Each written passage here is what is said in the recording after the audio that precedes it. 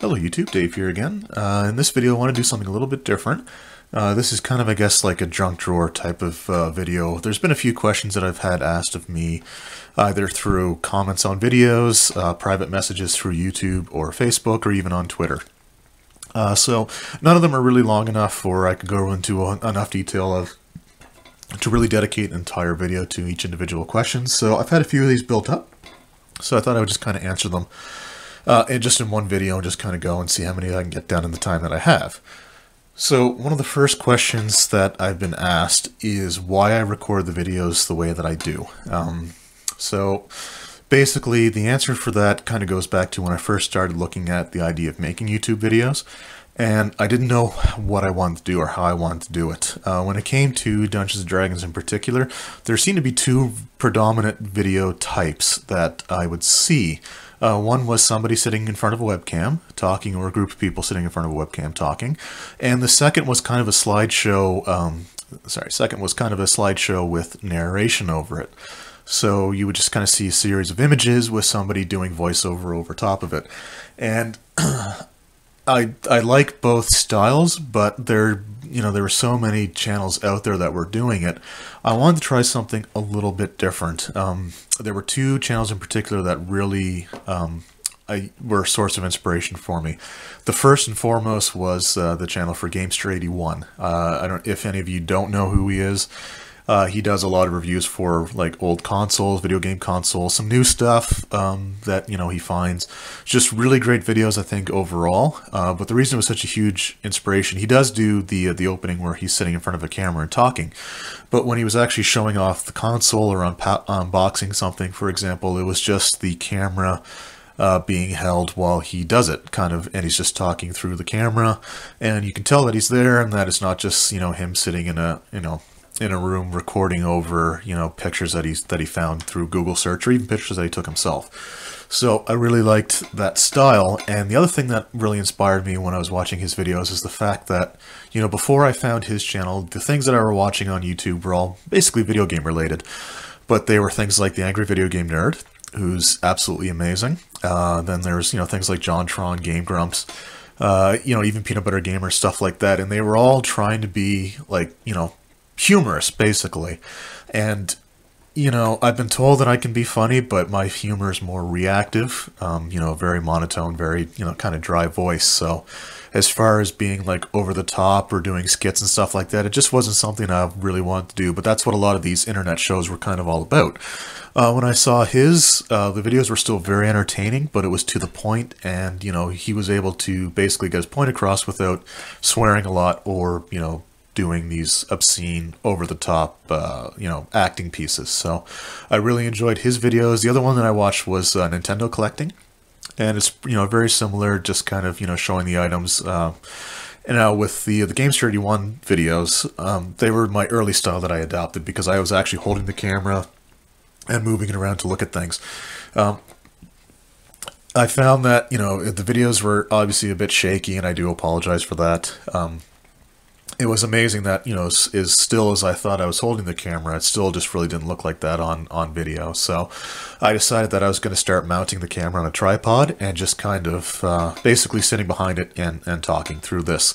So those were the two sources of inspiration. I just wanted to do something a little bit different from what, most of the channels that I found were doing as far as Dungeons & Dragons is concerned. And, I thought this was the best way to go about it. Not that there's anything wrong with those styles. There are people that do it, and they do a much better job than I ever could. The other issue, kind of goes back to, my depression video where, there's still some self-esteem and self-confidence issues. So I don't really think that people want to sit there and stare at my ugly mug for, 15, 20 minutes a week. So that's the other side of it, I guess. As for another request that I had, which is kind of along the same line, somebody was asking me why I don't show off more of the pages of the books that I'm talking about when I'm talking about them. The reason for that is I don't film on a video camera. I'm filming on just a picture camera that's able to record video. That's what I have to work with at this point. And the zoom or the focus feature doesn't necessarily work as well as I would like it to at times where I really want it to work. There are a few videos where back when I was holding the camera, I would kind of zoom in on something, and then when I came back out, everything was blurry and out of focus. excuse me, which was kind of a pain because I would have to either delete the video and start all over again or cut that section out and re-record the whole thing. But it usually involved having to turn the camera off and then turning it back on, hoping that the focus would be fixed.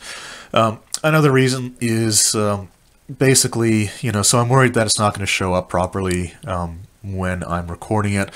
When I look through the viewfinder, it can tend to look a little blurry. Now, a lot of times it looks blurry when I'm recording, but it looks clear when I'm actually watching the video. But I'm not comfortable enough with the fact that it's always going to be that way to start really showing the books and then having it turn out terrible, because then I'd have to delete the whole video and start over. Another one of the issues with that is, of course, that it's hard to kind of get the full book, the full page in focus, just where the camera only has a limited field of view. I'm sitting behind it, my arms are only so long. And if I'm reading from it, it's hard to kind of, hold it away from me so that you can see everything and still be able to read everything properly. The lighting's not necessarily the greatest where I am recording these videos when it goes a bit beyond, but that's basically the reason for those. Other questions that I've had was when I do some videos where I talk about products like, say, the DM screen or the starter set. When I did my reviews of them, people have asked why I spend so much time talking about past versions. Like with the DM screen video, the actual review of the 5th edition screen didn't start until about 4 or 5 minutes in. The reason for that is I always want there to be a little bit of context to when I'm talking about things. So when I said that the 5th edition starter set, for example, was a bit of a letdown based off the amount of things that were in it, I wanted to be able to let people know exactly why. So I showed off all the other versions of that, like starter set or basic games or, introductory sets, basically. What you got in those for the prices. The same thing with the DM screen. So, for example, the 5th edition screen and the 4th edition screen, both made of the same material, both basically the exact same thing, but there's a difference in price of, $7 between the two. So, when I talk about stuff like that, I always like there to be a little bit of context as to why. So that's why I kind of, throw in some of the previous edition stuff as well, just to get an idea, and you kind of see an evolution of the products. Like, for example, the 3.0 or 3.5 screen that I have, which is off to the side, I'm afraid, not handy, is very thin cardstock, whereas these ones obviously got to be a lot thicker and nicer. So anyway, that's one of the reasons that I do that along with the starter set. It's just always nice to kind of see a bit of a history and an evolution of the product. Another question is, do I ever plan on doing a live stream of games that I run? And the answer is basically yes. I'm not entirely sure how to do it, to be honest. I'm not technologically inclined. I've never been a computer person. Like, I never owned my first computer until I was 24. So it's something that I plan on doing, but the reason that I haven't so far, and when I'm running a campaign, now I am running, I guess, Horde of the Dragon Queen. Plan on doing the entire Tyranny of Dragons campaign, and once Princes of the Apocalypse come out, I'm going to do that as well. The reason that I haven't done them yet is I didn't think there would necessarily be an audience for that. It's just something that, how many people actually want to sit down and watch, other people play. Now, I've since come across quite a few videos of people doing it, and so it seems like there's something that people might actually enjoy. The other thing is that I'm not the only person that's going to be in these videos. So, each of the players would have to be aware of the fact that I do plan on broadcasting it and leaving it available on YouTube. So if they're not okay with that, or if they don't really want to have, their faces on YouTube, then I wouldn't be recording the video. So it's something I'd have to discuss with my players if it's something that they want to do, and then I have to kind of figure out how to go about doing it. But it is something that I would like to do. Another question was, somebody was asking in reference to my series on new DMs, which I will get back to here in the very, very, very near future. Asked if I ever planned on doing something like a live workshop where I go over some of the more mechanical elements with people. I thought of doing that similar to like a live stream type of thing, but I think I would be much more comfortable having people submit questions and then doing videos on them, once I get a few questions, or even if I get one that, would be good enough to do a full video of, I would certainly do it. But it's hard to do stuff like that necessarily on the spot. you'd have to do a little bit of research, have to do some looking up, because sometimes the gut instinct that you have may not actually be right. So I don't want to tell somebody that, oh, this is how you do this, and then, look in the book later and it's like, oh, well, that was completely and totally wrong. So I think what I would do is let people submit questions, if they're looking for things, and if they want, I could just answer in text back to them. I've done that a few times. Or I could do a video where I answer a few of them if they're not that complicated, or even do one that's dedicated to just one, scenario based off what they send me. I think that's pretty much it. Oh, sorry, no, actually, there is one more thing. I've had people ask me about the use of miniatures in my videos. And it started with my my gameplay first impressions after I got the starter set here.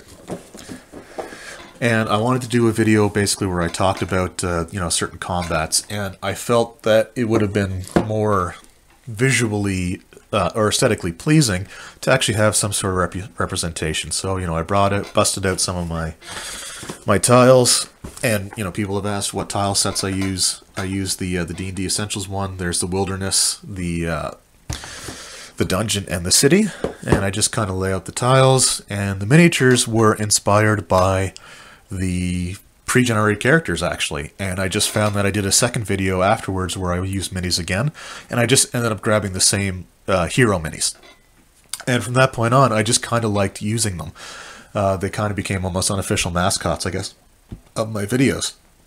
So two of them have changed. The cleric has changed. I found a more fitting cleric than the one that I was using before, which just had the two-handed maul. And I found a more fitting fighter than the one I had before, which was actually a dwarven fighter, but he looked tall enough that, he could be mistaken as a human, because the one in the starter set was human.